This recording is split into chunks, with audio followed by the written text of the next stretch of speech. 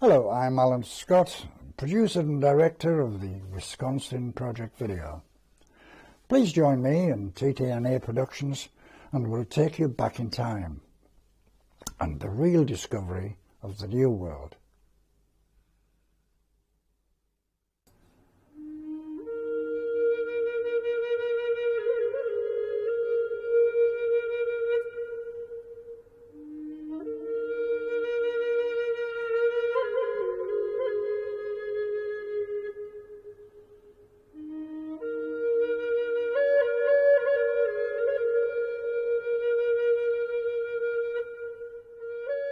You're about to see a quest of a younger man's journey, a Mohican man who discovered something so profound while on a hunting trip. It would only begin revealing itself to him 40 years later, until he was found worthy of its telling, taking him from his world to the realm of the Knights Templar. In the 1980s, I returned back to our tribal lands to hunt. The police department, with the homicides and the shootings and the robberies, it gets pretty wearing on someone. And so going back to tribal lands was also a chance to heal. It was a chance to kind of declutter all the things that happened in the last week. But I knew once I got back there, I was going to encounter a feeling that I have encountered many times back there as a young man and a middle-aged man and as an older man. There was this feeling of being misplaced. This feeling would haunt me. It would, sometimes when I would be there, I wouldn't know where I was at for 2 minutes, 5 minutes, sometimes a half hour, even though I'd hunted these lands for 40 years. It was a mystery that I couldn't explain, and I have never really shared with the outside. It's just something that we don't talk about. And upon coming to a rock ledge, I was kind of mystified by this because it was something that I had never seen before in all my years of hunting back there. And I came across what I thought was a cave, and because of the animals we have, the mountain lions and bears, and I wanted to be safe, so I had thrown a stick inside. When I felt comfortable, I climbed over a large rock that must have had fallen off the top. And once I made my way over it, I entered into this cave, and that's when I realized that this wasn't a natural cave. It had all the appearances of being man-made. The walls were flat at 90 degrees.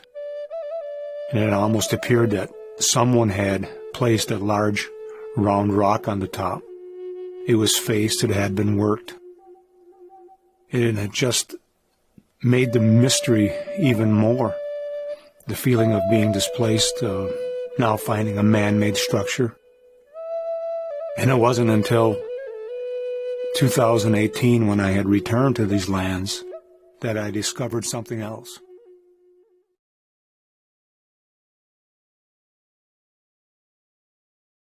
In my search for a team, as an investigator, I started to search the world over.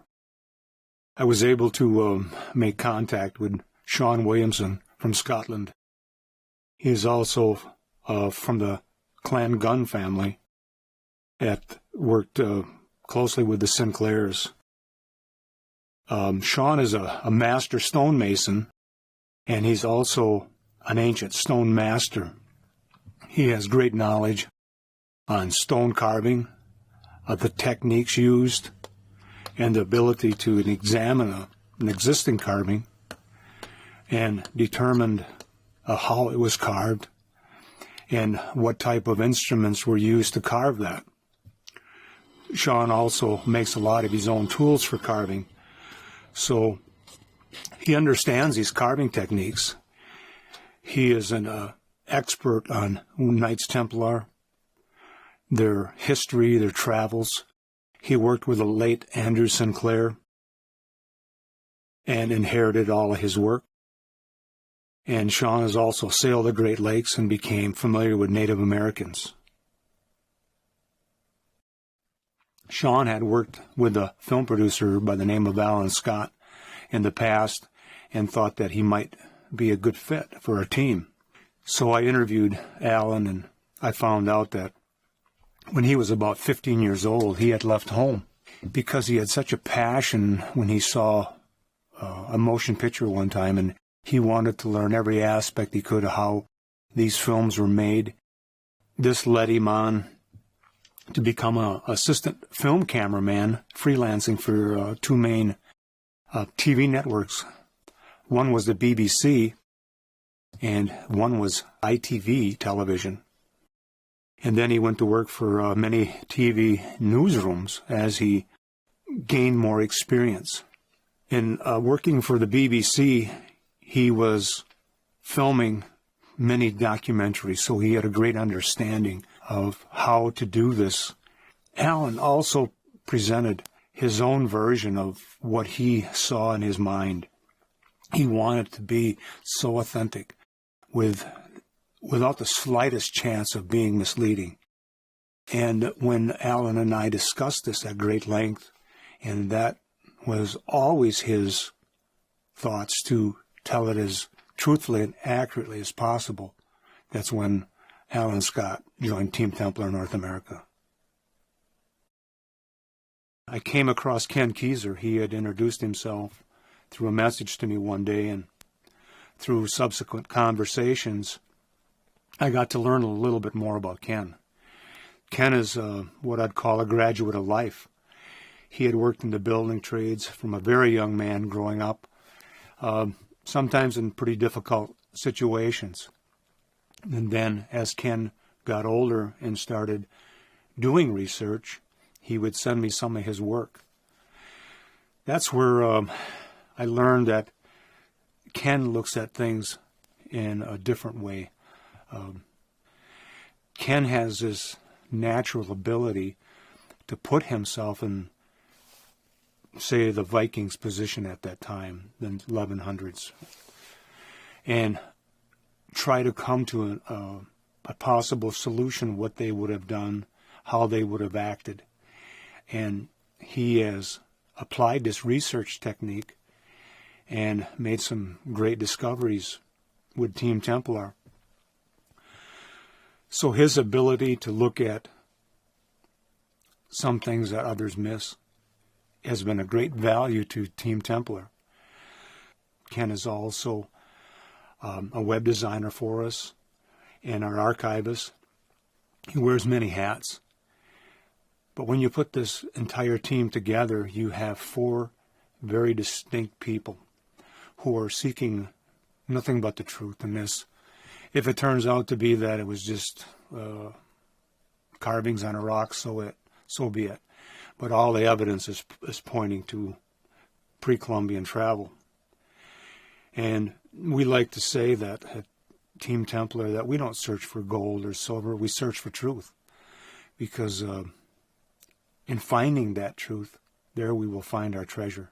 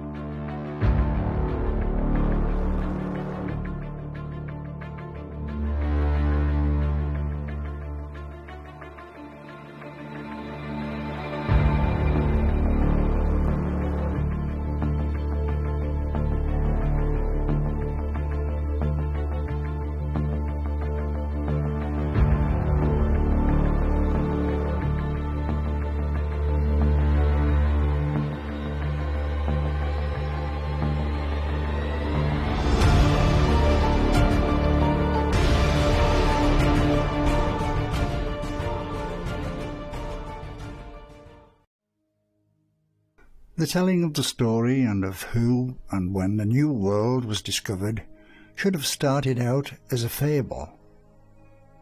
History and its secrets and its accounts were as always as controversial as the person who was telling the story. Travel to the New World could have been as early as 800 AD by the Irish or Celts, as indicated in their sagas.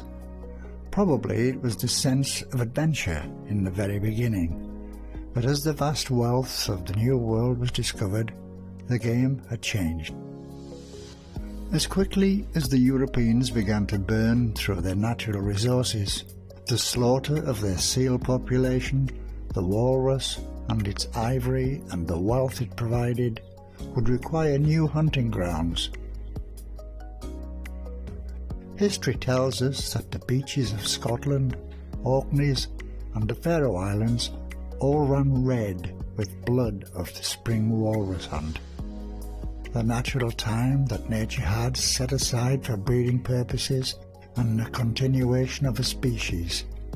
This would eventually be called Eastern Clade Walrus as an identifier. The declining number of whales and catchable fish now required deeper travels into the oceans. Furs and rare gerfalcon, valued by the kings of Muslim countries, who would pay vast sums, spurred the Vikings to the Atlantic and onto the New World for sport and profit. A world so rich in natural resources, gold, copper, silver, was laying on the ground and in the rivers. A world so rich in its natural resources, walrus, seals, falcons, by the thousand, lined the beaches of Hudson Bay.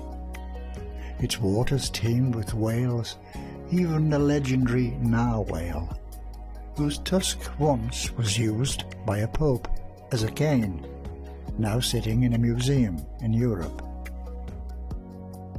Vast shoals of fish were there for the taking.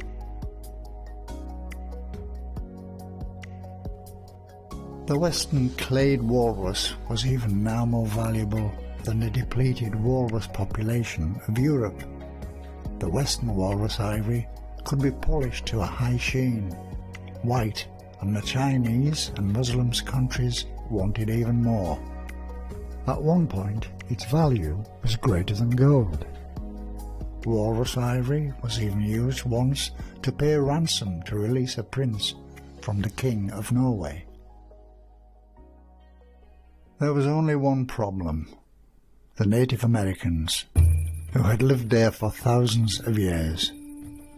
Would they trade, or would other means have to be used? Staying out of sight, the Native Americans observed the travellers, when their way of killing for sport and profit became apparent. The Native Americans fought back, protecting their way of life, but the travellers' absence would only last for a while. Within years, more and more of these travellers began to arrive. Small trade was established.